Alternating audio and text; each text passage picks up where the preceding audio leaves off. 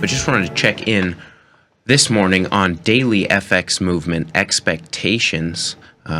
We monitor daily. We monitor the forex space daily. Look at these prices a lot, you and me, Mike.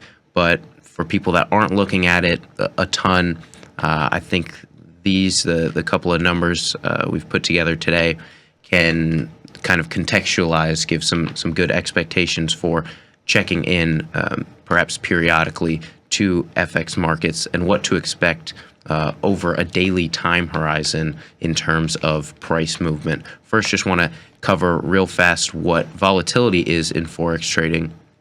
A very, generic answer here with just explaining that volatility is the variance of prices. Here we're going to look at daily ranges, but can be over any time frame.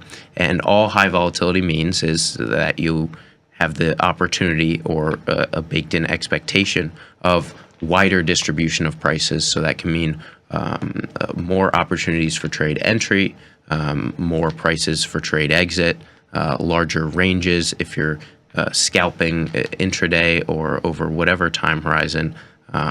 And here in the summer months, we tend to see volatility dip. But in this action-packed week we have here, with all of the economic events on the calendar, we've been seeing a slightly more volatile than expected for perhaps the last week of July, and we're going to be looking at standard deviation. So we pulled up a little bell curve here. We calculated the daily standard deviation of daily price changes, and so what that'll tell you is it gives you a pip target, a number of pips of what to expect. Roughly 68% of the time, the range that these pair by pairs movement can be expected on a rolling basis. So this can tell you when you see a move greater than this. That's not the most ridiculous thing because it happens not 68% of the time, but the other, 32% of the time. And so that can give you just a little more context for, is this one of those 32% times where we see a range that is wider than what we'd expect, or is this an opportunity for a contrarian play? You see a move wider than that intraday. Is this an opportunity to speculate on this will be one of those 68% occurrences, and this will come in a chance to play the contrarian play? So depending on your opinion, opportunity both ways, but important context to know where we're coming from. So here I've put together a little heat map of popular US dollar pairs, the daily price changes, one standard deviation moves in pips. We're looking at euro dollar, pound dollar, dollar yen, dollar Canadian dollar, Aussie, Swiss franc, and New Zealand dollar. I put together 3 time horizons here. So looking at 1 month, 3 month, and 6 months. The trade-off here being the less time you put in, the less observations.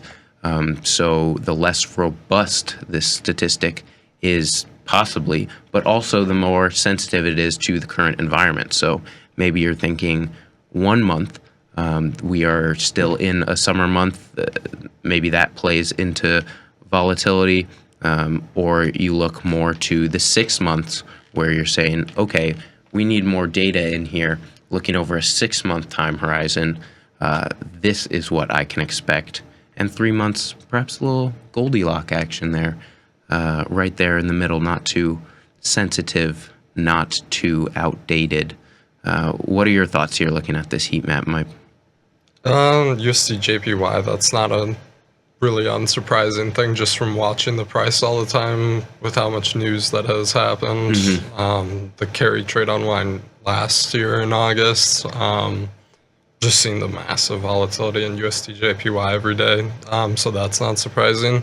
Kiwi surprises me a little bit. NZD USD, very much a tighter range than I expected on that. Aussie is Not too surprising there. Euro is the fact that euro is higher than Aussie is interesting to me. Yeah, as expected, except for those Australasian pairs. I would expect those to be much bigger, especially like more than the quid or the euro. Yeah, then you have to factor in, the actual exchange rate at the moment on a percentage basis. Perhaps don't have the numbers right in front of me, but 30 pips in an Australian dollar pair, I'd speculate is equal and maybe even greater than 50 pips in pound dollar, because the pound dollar trading at 132, $1.32 right now, and that Australian dollar back under 65 cents. On a percentage basis, some of these things start to even out. But you're absolutely right. Dollar yen, the biggest mover, but still across the board, volatility coming in from that 6-month time horizon to the 1 month. 6 month, definitely includes some of that April tariff volatility. 3 months, I think we're out of the woods there with July, June, and May. So no April shakeups in that data. But it's nice to see. We ran these numbers, I want to say last fall, and we got a print of in the 30 handle for the euro. So we've seen this be a lot tighter. And so it's nice to see that there is still, a scalpable range out there, getting some movement in a lot of these pairs. But yeah, it's surprising to me that Swiss franc moving more than the Aussie dollar and New Zealand dollar. Historically, dollar Swiss franc, a less volatile pair than some of those commodity currencies. So, but that one also coming off of historic price extremes. So, and moving a ton with the euro dollar more than I'd say it had in recent years. And then checking in on non-US dollar pairs, pulling up the most popularly traded non-dollar crosses. Anything stick out here? We've got, a big change in that Euro Aussie over the time horizons, but looks like that's leveling out. That 6 month is perhaps a little extreme. Anything else call out to you here? Aussie was the biggest expectation, I would say, that I see from there. Not too surprising or anything like that, but GBP, JPY, you just look at the price of what that pair is in general. So the amount per pip, right. That's not surprising to me at all there.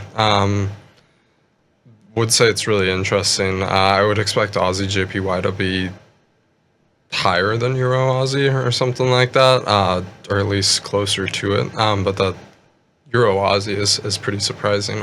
That's such a big difference there compared to those other ones. Yeah, Euro pound to me, that kind of validates, highly correlated pairs or highly correlated currencies. Not a lot of volatility there. What is surprising to me is kind of how muted Euro yen is. Perhaps if you're looking for a less volatile yen pair to trade, that Euro yen is, probably has similar dynamics to dollar yen, and yet lower per pip movement. But yeah, so some interesting numbers just to try and contextualize a little bit. And just wanted to finish up with some key considerations, because when you're looking at just per pip movement, it's easy to say, oh, I want to trade that one because it has the highest pip movement.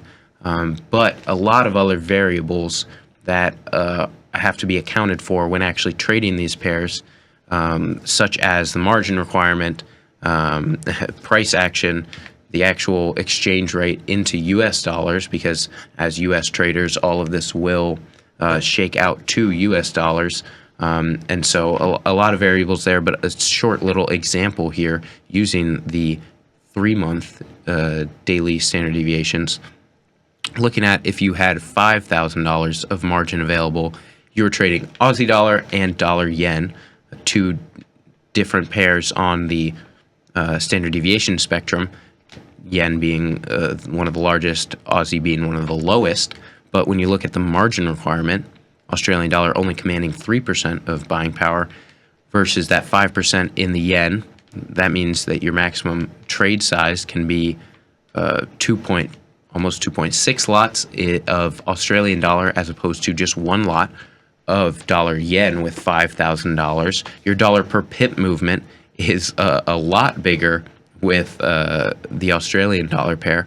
And so when you plug in what you can expect in a day, that 28 pips versus that 78 pips, you actually still come out ahead in terms of maximum profit or loss if you were to capture a whole one standard deviation move.